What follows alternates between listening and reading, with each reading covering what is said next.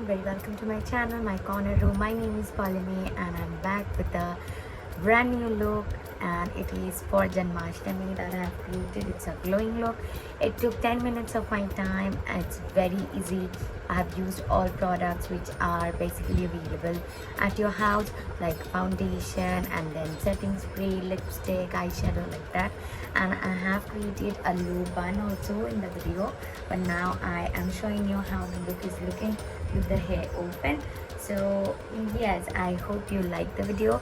If you like it, if you like the video, please do let me know on the comment section, and do like the video, share it and comment, and do subscribe to my channel and press the bell icon so that you can get more skincare videos and makeup videos as well.